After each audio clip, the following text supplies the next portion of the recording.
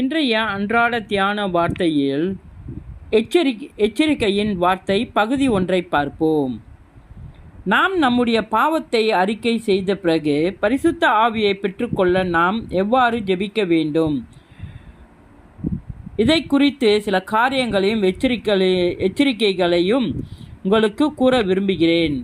முதலாவது, தவறான நோக்கத்திற்காக பரிசுத்த ஆவியை நாம் பெற்றுக்கொள்ள ஜெபிக்கக்கூடாது. வெளிப்படையாக சொன்னால், பரிசுத்த ஆவியை தொடர்ந்து வரும் பெரிய வல்லமை நிமித்தமாக பெருமை பாராட்டி கொள்வதற்கோ பலருடைய கவனத்தை கவர ஏதுவாய் இருக்குமென கருத்தோ நீங்கள் தேவனை நோக்கி பரிசுத்த ஆவியை கேட்டு மன்றாடக்கூடாது. தகாத முறையில் கேட்கும் சிலர் பரிசுத்த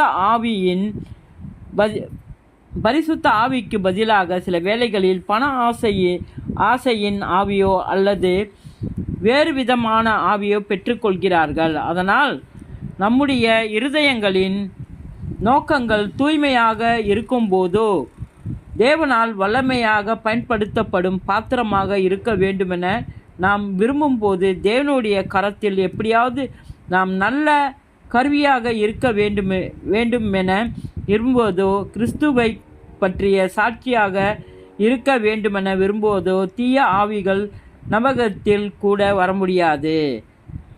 இயேசு நமக்கு ஒரு உறுதி அளிக்கிறார். உங்களில் தகப்பனாய் இருக்கிற ஒரு இடத்தில் மகன் அப்பத்தை கேட்டால் அவனுக்கு கல்லை கொடுப்பானா? மீனை கேட்டால் மீனுக்கு பதிலாக பாம்பை கொடுப்பானா? அல்லது முட்டையை கேட்டால் அவனுக்கு தேளை கொடுப்பானா?